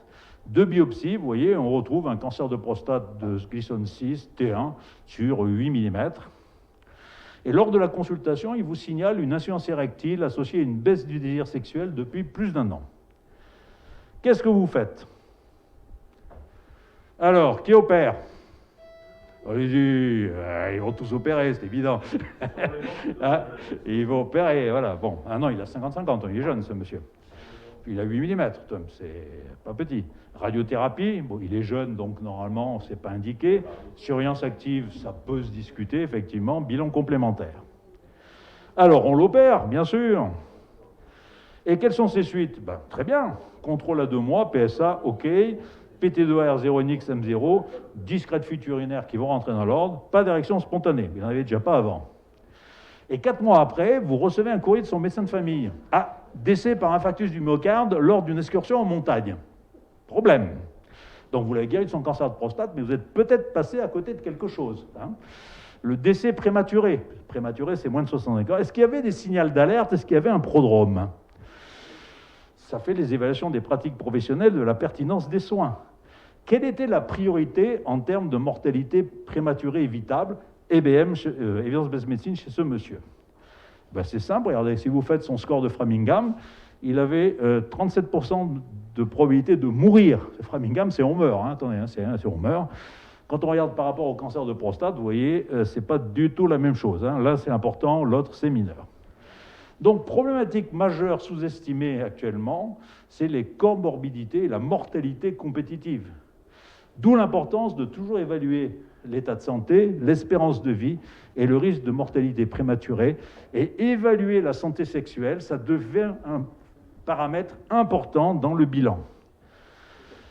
On l'avait déjà dit, oui, 2007, c'est éditorial, dépister les dysfonctions, est-ce que c'est utopie ou un devoir? On le sait depuis maintenant 15 ans. La santé sexuelle, c'est aussi un marqueur d'hypogonadisme et d'autres morbidités psychiques et somatiques. Regardez, quand vous avez une baisse du désir et une baisse de l'érection, ça peut être une dépression, un trouble du sommeil, un diabète. Et vous voyez, tout ça, ce sont des facteurs de gravité, d'autant plus qu'il ne faut pas oublier qu'on est dans le cancer de prostate, et que dans le cancer de prostate, la carence en testostérone est indépendamment associée à une plus grande agressivité du cancer de prostate. L'hypogonadisme est un facteur prédictif de plus haut grade. C'était discuté, ça devient de plus en plus une étude française d'ailleurs, hein, qui est faite par l'équipe de Foch, si je ne dis pas de bêtises. Hein. En plus, il vous a dit qu'il avait une baisse du désir, donc il peut avoir un hypogonadisme, mais il peut aussi avoir une dépression. Je rappelle que chez les patients cancéreux de prostate et tous les malades cancéreux, vous avez 20% de dépression significative. Si vous avez une dépression significative quand vous avez un cancer, qu'est-ce qui se passe? Eh bien, vous avez un risque accru de mortalité. Hein, regardez, les hommes avec un cancer intermédiaire à plus risque et qui ont un diagnostic récent de dépression sont plus probablement à risque d'avoir une survie globale qui est diminuée. Alors, ils suivent mal le traitement, style de vie, etc. Il y a différentes raisons. Mais vous voyez, ça veut dire, attention, baisse du désir, pensez à une dépression. C'est la dépression, ça peut pouvoir jouer sur le résultat du cancer de prostate. Toujours, regardez, c'est dans le cancer de prostate, la comorbidité et le risque de mortalité chez les hommes qui ont un cancer de prostate. Alors en simple, le noir, c'est-à-dire qu'on meurt, mais on meurt d'autre chose que du cancer de prostate. Et en gris, on meurt du cancer de prostate. Qu'est-ce qui est évident, hein, c'est qu'on meurt d'autre chose que du cancer de prostate. Et regardez, même, là c'est dans le score de Charlson, donc plus vous avez de comorbidité, plus vous mourrez d'autre chose. Mais même quand vous avez un cancer de prostate de haut risque, vous mourrez aussi d'autre chose que du cancer de prostate. Donc vous voyez que la clinique et l'expérience clinique, ce n'est pas du tout négligeable. Donc finalement, quelles étaient les priorités du cas clinique de ce monsieur? Elle était carcinologique, ok. Et puis il y avait aussi la prévention. La prévention secondaire, cancer et comorbidité associées, oui, parce qu'on les a découvertes, on les a cherchées. Tertiaire, c'est la qualité de vie et le bien-être, oui. Quaternaire, c'est qu'on évite de l'opérer dans son cas, non. Et aussi, c'était une prévention primaire, notamment des accidents cardiovasculaires, car c'est ce qui était prioritaire dans son cas. Donc, vous voyez, le fait d'avoir fait de la clinique chez ce patient, d'avoir écouté ce qu'il nous disait, il dit, tiens, il y a ça, est-ce que je vais vérifier? Donc ça, c'est la clinique et l'expérience clinique, et c'est important. Donc, vous voyez que l'importance de la clinique et l'expérience clinique, je fais un clin d'œil, c'est important. Conclusion. Restaurer la clinique et l'humanisme inhérent à la culture soignante, c'est un défi et une priorité contemporaine de plus en plus. L'écoute, l'observation des malades et des aînés, plus l'humilité, c'est le début de la sagesse. Il faut vraiment qu'on concilie actuellement le médecin et l'ingénieur, car le prendre soin diffère du faire du soin. Et il y a une singularité asymétrique de la relation médecin-patient, c'est une confiance qui rencontre une conscience. Louis Porte, qui était le président du Conseil de l'Ordre. Donc c'est la clinique et l'expérience, c'est toujours prépondérant. Et vous voyez, je suis tout à fait rassuré. C'est La Rochefoucauld disait, nous manquons souvent d'expérience, malgré le nombre des années. Je suis maintenant Benjamin chez les seniors, donc c'est une nouvelle expérience et je vous remercie.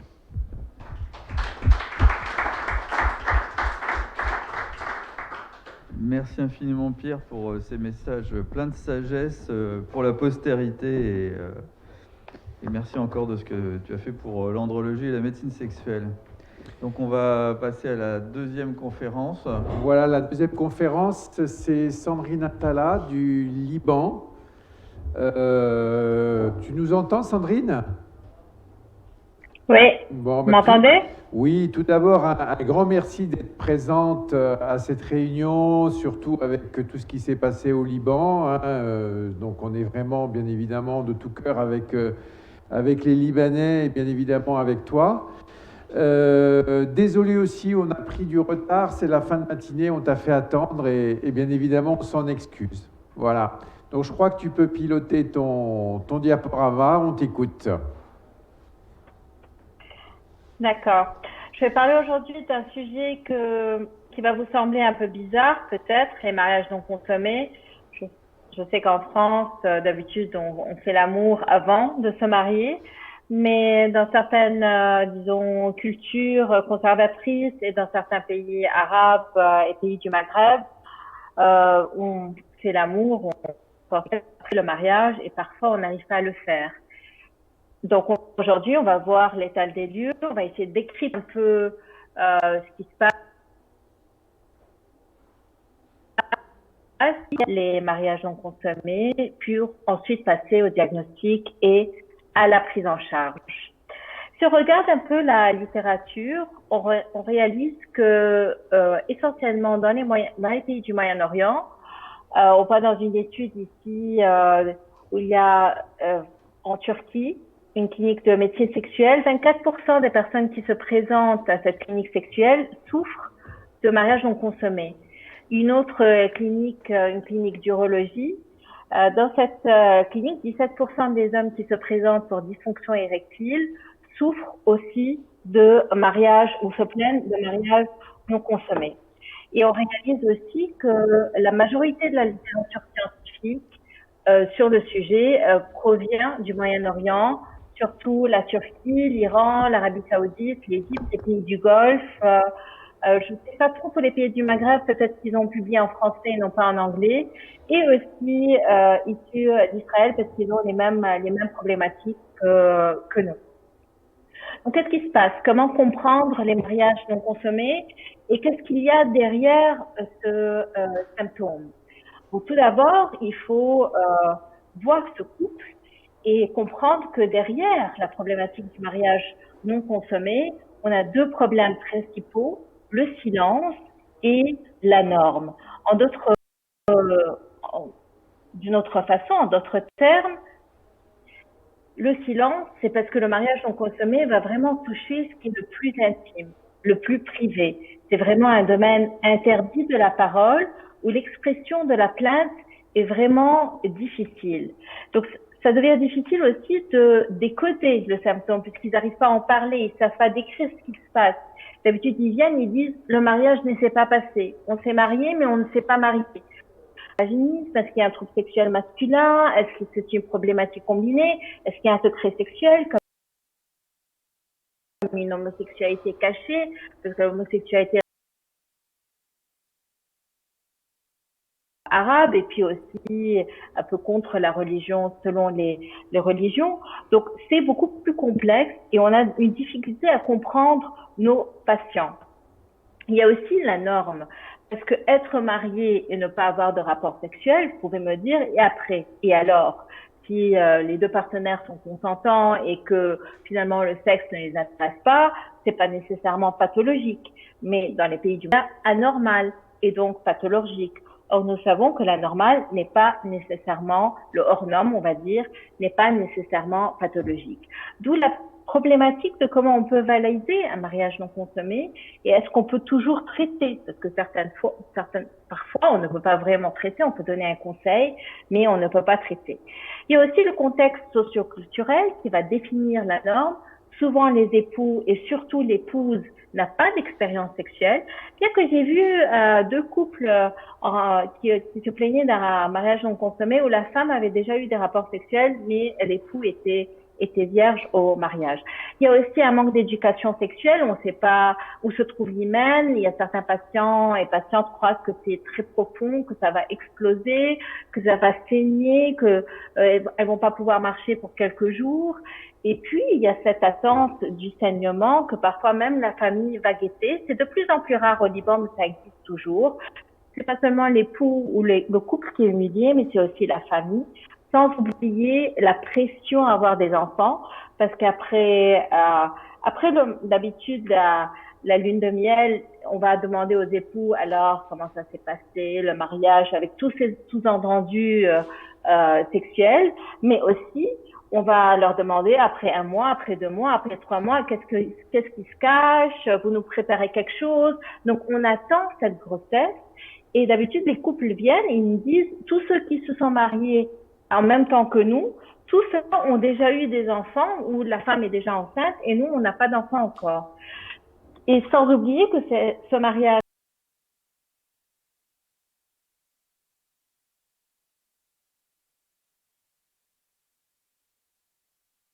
ce qui va parfois rendre la prise en charge un peu plus difficile. Et ces couples, ils sont sous tellement de pression qu'ils attendent un remède miracle qu'en général, on ne peut pas leur donner. Alors, qu'est-ce qui se cache derrière ce mariage non consommé et quand on voit ces patients? Selon les études, ça c'est une étude qui a été faite en Arabie Saoudite, qui vient d'esthétique, dans la semaine. Moi, dans mon expérience au Liban, ils viennent dans le mois, entre 1 mois et 6 mois. Et parfois, je vois des couples qui sont mariés depuis 2 ans, depuis 5 ans. J'ai même 2 couples qui sont mariés depuis 15 ans, sans rapport sexuel vaginaux. Bien sûr, on est en train de parler de pénétration vaginale. Alors, ce premier entretien est très, très important parce qu'on va restituer la demande du couple dans quelque chose de réaliste, dans quelque chose d'objectif, et on va pouvoir aller de la plainte vers vraiment une description de la situation. Qu'est-ce qui se passe vraiment? Est-ce que c'est vraiment une dysfonction érectile ou est-ce qu'il perd l'érection parce qu'elle contracte et qu'elle rejette? Est-ce que les mots expriment les mêmes mots? Je vais vous donner un petit exemple. J'avais un jeune patient qui était référé par un neurologue pour évaluation avant prothèse pénienne pour dysfonction érectile sévère. Il n'arrivait pas à consommer son mariage et donc il me dit, c'est traduit de l'arabe, c'est un peu comique, il me dit, il se lève et puis il dort.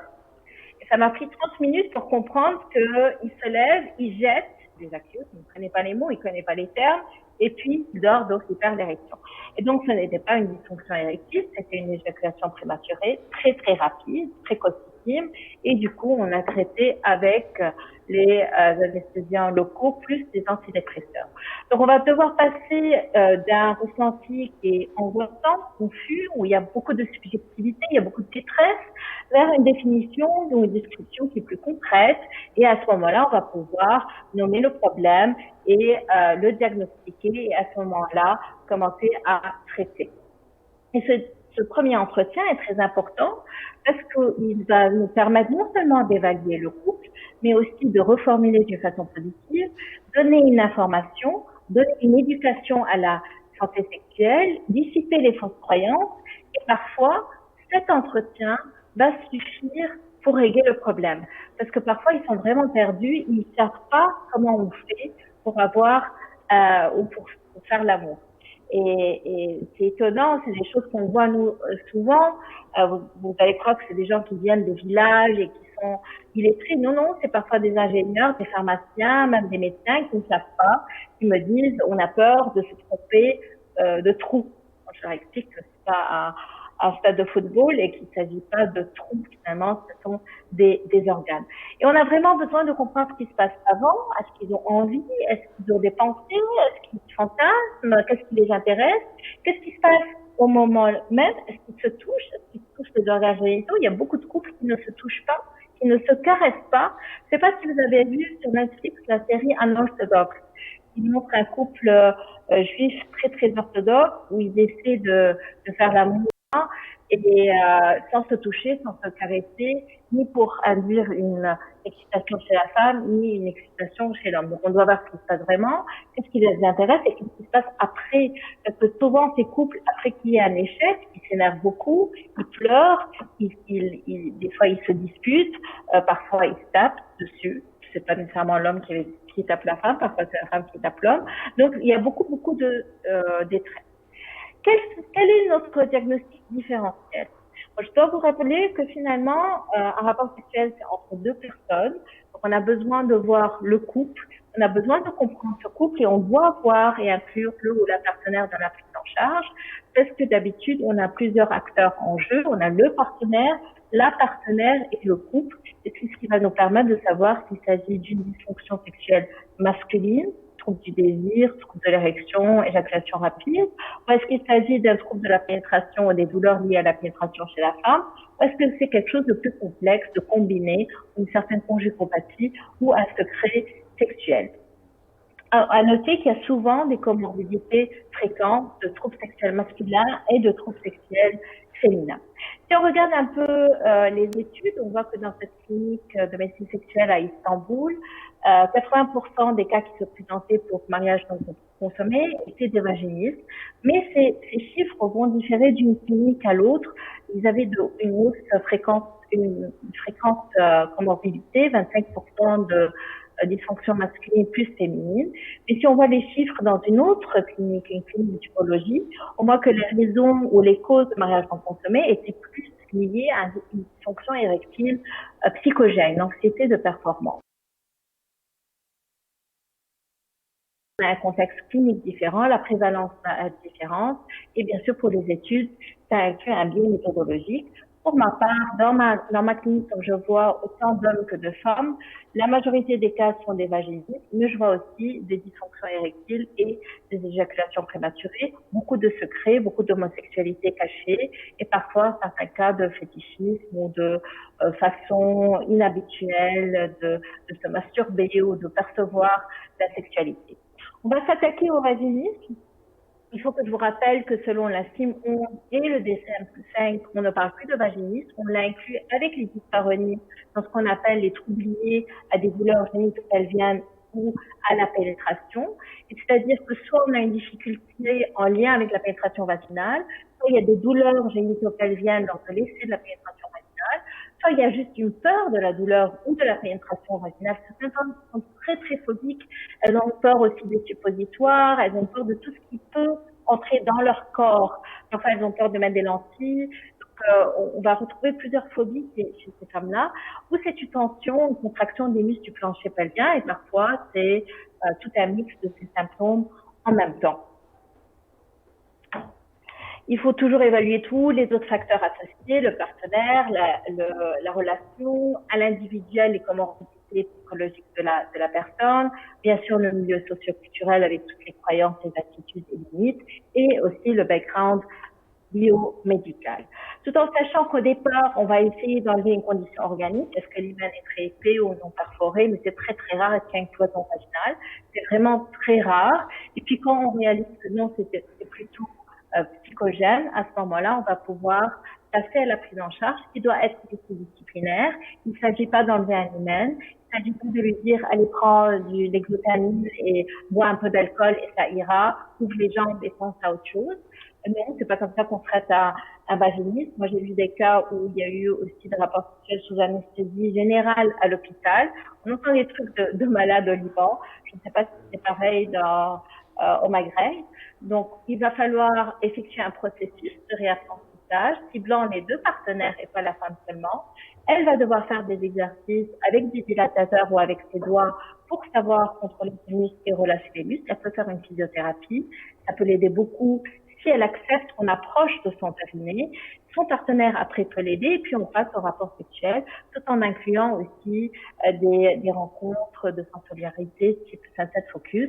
Habituellement, le traitement est de courte durée, de 3 à 6 mois, parfois moins, et on a un taux de succès assez élevé. L'injection du Botox, qu'on a beaucoup au Liban, n'est pas recommandée, mais pour certaines personnes qui ne veulent pas faire de prise en charge psychothérapeutique, et ça c'est surtout en Arabie Saoudite, ils sont en train de le faire. Pour moi, c'est comme un viol, mais bon, on respecte la demande du patient. La chirurgie, le fait d'enlever l'hymen, ça ne sert à rien. La physiothérapie, comme on l'a dit, ça peut aider. Et puis la prise en charge psychosocio-culturelle est importante, mais attention de ne pas confondre avec une dysfonction érectile ou une éjaculation très très rapide. Les comorbidités sont fréquentes. On va passer à la dysfonction érectile. Donc, on doit comprendre qu'est-ce qui se passe. Est-ce que c'est vraiment une dysfonction érectile ou est-ce qu'il n'a pas envie ou est-ce qu'il n'est pas intéressé par le sexe vaginal ou est-ce qu'il n'est pas intéressé par les femmes ou est-ce qu'il n'est pas attiré par sa femme? Donc, il faut vraiment comprendre ce qui se passe avec lui. Il faut toujours éliminer les causes organiques. J'ai eu une phase de mariage consommé liée à un macroadénome hypersécrétant de prolactine avec un hypogonadisme et pourtant le patient disait qu'il avait du désir, qu'il avait des érections et était passé par 3 urologues avant d'aboutir chez moi. Il avait jamais fait un bilan. Donc, c'est un homme qui vient avec sa partenaire et qu'on n'est pas sûr qu'il y a vraiment un vaginisme, qu'on n'est pas sûr que c'est vraiment une dysfonction érectile. Il faut faire le bilan sanguin chez l'homme pour s'assurer qu'il n'y a pas de cause endocrinienne, qu'il n'y a pas d'autres facteurs. Si on élimine les autres facteurs et qu'on sait que c'est quelque chose de psychogène, il faut savoir que cet homme a une histoire de vie personnelle, il passe par une période de vie particulière, il a sa propre histoire sexuelle et ses propres expériences sexuelles, ses propres, on dit skills, c'est-à-dire est-ce qu'il est chez une femme, est-ce qu'il sait la caresser, est-ce qu'il sait vraiment comprendre, et comment il réagit s'il y a un rejet, comment il réagit s'il y a un échec. D'habitude, ces hommes sont vraiment dans l'angoisse, ils sont tétanisés par l'anxiété. Du coup, ils ont un comportement complètement rigidifié. Ils savent plus donner, ils savent plus embrasser, ils savent plus toucher. Ils sont tout le temps dans l'anticipation de l'échec. Et ils me disent, quand je l'embrasse, je m'attends à avoir une érection, donc je suis plus dans le moment. On est dans la piscine ensemble, je dois avoir une érection, donc j'ai peur et je m'éloigne.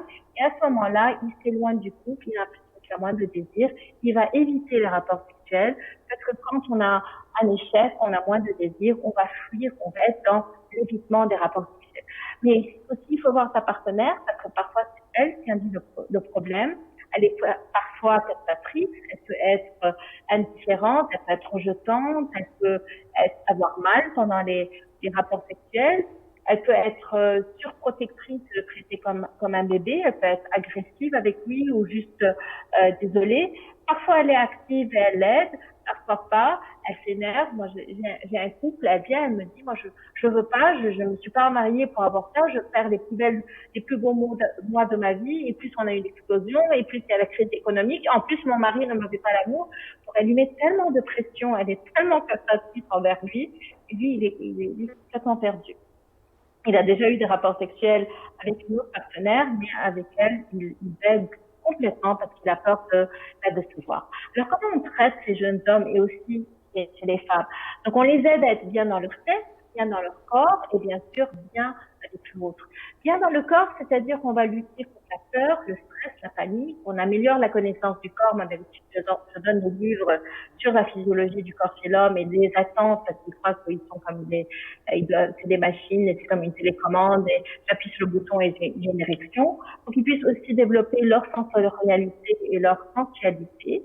On va aussi travailler au niveau de la tête.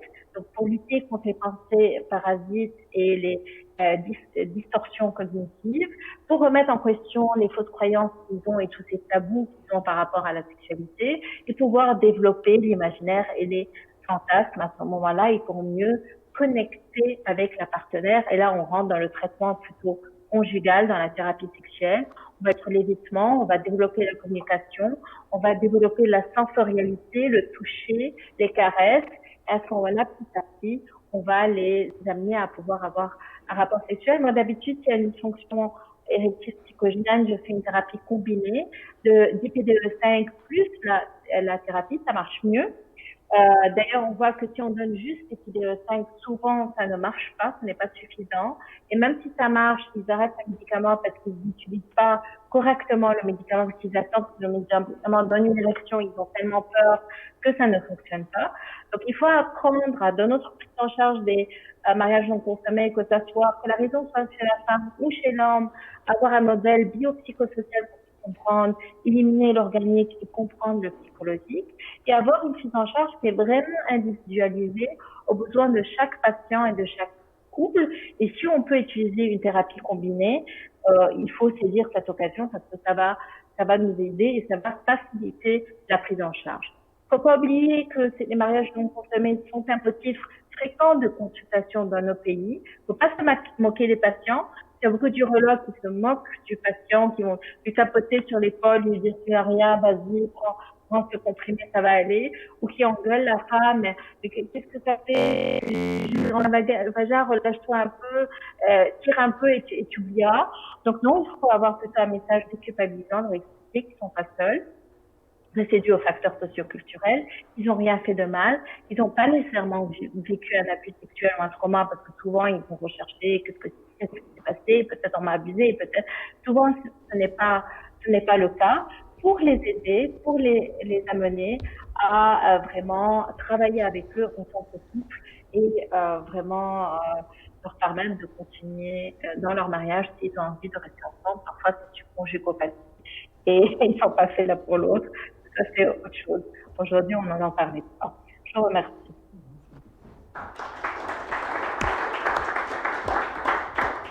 Merci beaucoup Sandrine. Avant de faire la pause déjeuner, excusez-nous pour les pays connectés, le Maroc, l'Algérie, la Tunisie, puisqu'on a eu par rapport à la maintenance. Est-ce que vous avez des questions, des interrogations, puis également votre expérience dans les différents pays Maroc, Algérie, Tunisie.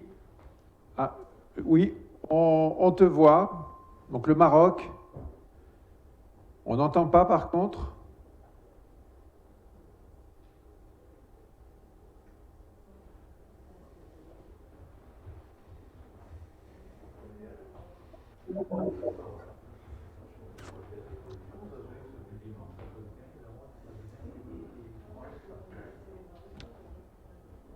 Oui, l'Algérie. Bonjour. Enfin, rebonjour. Algérie. Oui, on vous entend.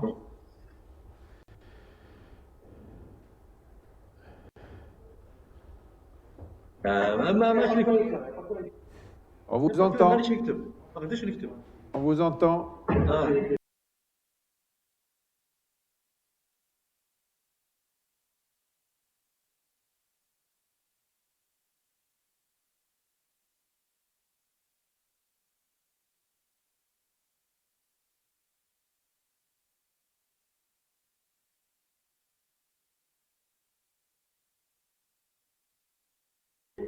Des questions sur la communication de Sandrine Atala sur les mariages non consommés, votre expérience en Algérie?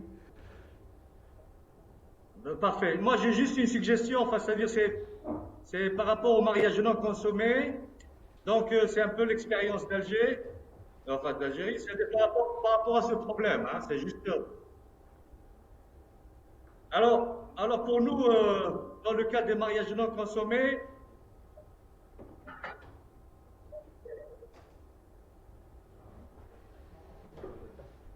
oui, c'est ça, tout à fait, oui. Alors pour nous, en fait, le problème du mariage donc non consommé, c'est beaucoup plus, on retrouve cette histoire de vaginisme, donc beaucoup plus psychogène donc chez la femme, et donc qui est dû généralement dans l'interrogatoire, on retrouve ce problème de couple immature sexuel. C'est beaucoup plus un problème psychologique, hein. Donc alors, pour peut-être, là, tu nous parles du vaginisme. Moi, voilà, ce que j'ai. Donc là, généralement, il se règle par une éducation sexuelle. Effectivement, il y a certains confrères qui ont utilisé les injections de Botox dans le vagin avec les. Voilà, c'est tout ce que nous a montré Sandrine Atala. Oui, c'est notre approche, c'est-à-dire notre point de vue vis-à-vis du vaginisme. C'est le plus fréquent qu'on a dans ces histoires. Hein. Voilà. Après, moi, ce que j'ai pu remarquer aussi chez certains patients, et je trouve d'ailleurs que ça augmente un petit peu en France. Effectivement, notre expérience vis-à-vis de ce problème chez nous. Hein. C'est les mariages en attente d'être non consommés. C'est-à-dire, moi, je vois de plus en plus de jeunes hommes qui se sont réservés pour le mariage, qui n'ont eu aucun rapport sexuel, qui s'entraînent parce qu'ils savent qu'ils vont se marier tel jour, qui n'ont pas vu leur future femme ou qui l'ont à peine rencontrée, et qui se masturbent pour s'entraîner. Au bout d'un certain nombre de masturbations, ça ne marche plus. Donc c'est un peu la panique parce que le jour J, donc ils s'entraînent un petit peu comme des sportifs parce qu'ils sont très immatures sexuellement. Et c'est ce que disait Sandrine Atala tout à l'heure, c'est-à-dire de l'éducation à la sexualité, du bon sens. Il y a certes le vaginisme, mais il y a également le côté masculin également. Hein.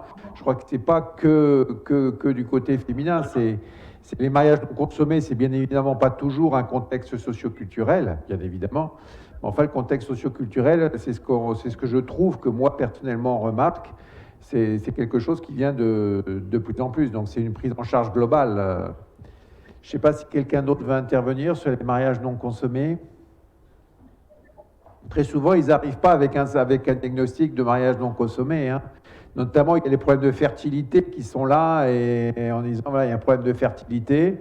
Et en fin de compte, le bas à bas sur est-ce qu'il y a déjà des rapports sexuels. Alors, je vois la Tunisie aussi qui voudrait intervenir. On t'écoute.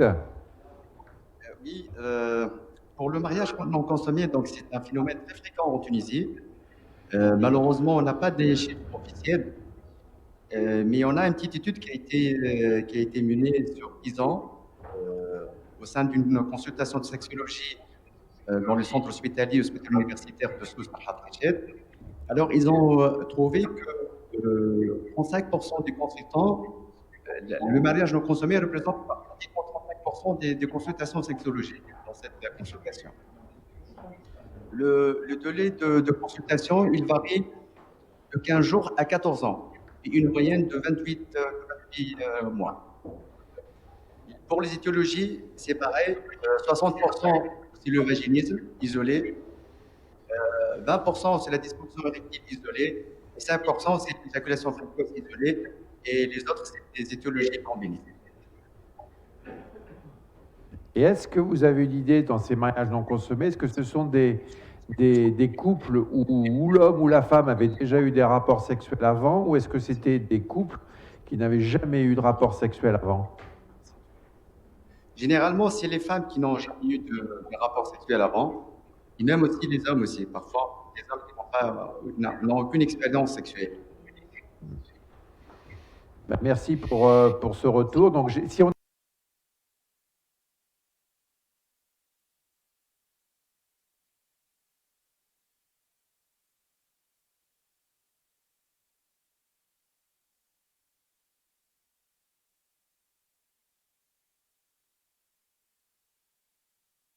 mariage non consommé, c'est ce qu'on a entendu? Ah oui, donc c'est énorme. Ok. Sandrine, tu voulais intervenir sur ce chiffre de 30 à 35%. Toi, ton expérience là sur le Liban, est-ce que c'est des chiffres aussi importants que tu vois? Parce que tu es une sexologue phare du Liban, donc tu dois avoir quand même ta vision des choses. Le pourcentage est moins élevé. Il y a un pic en été, puisqu'il y a plus de mariages. À la rentrée, parce que c'est la résolution de la rentrée, et un pic en janvier. Parce que c'est la nouvelle année, donc on veut régler notre problème. D'accord. Et malheureusement,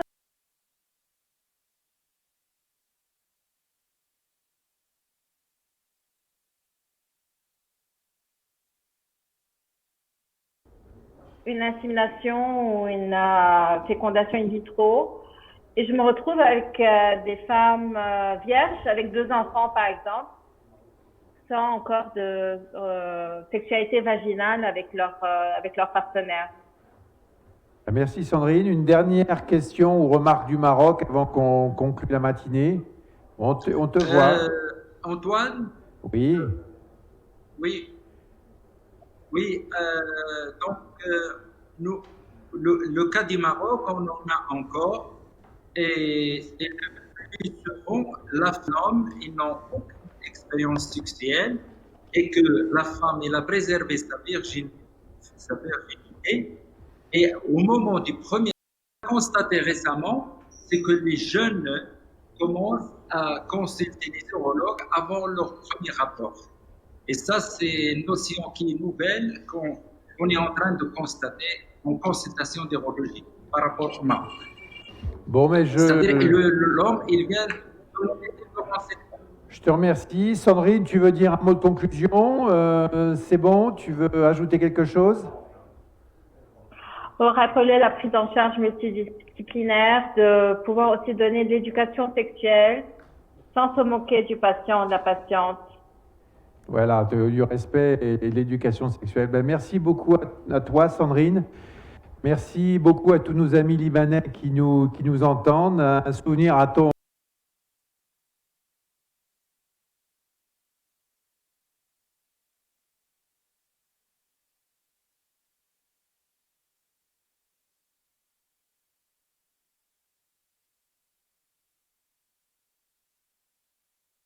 dame à l'ESSM. Merci beaucoup, Sandrine.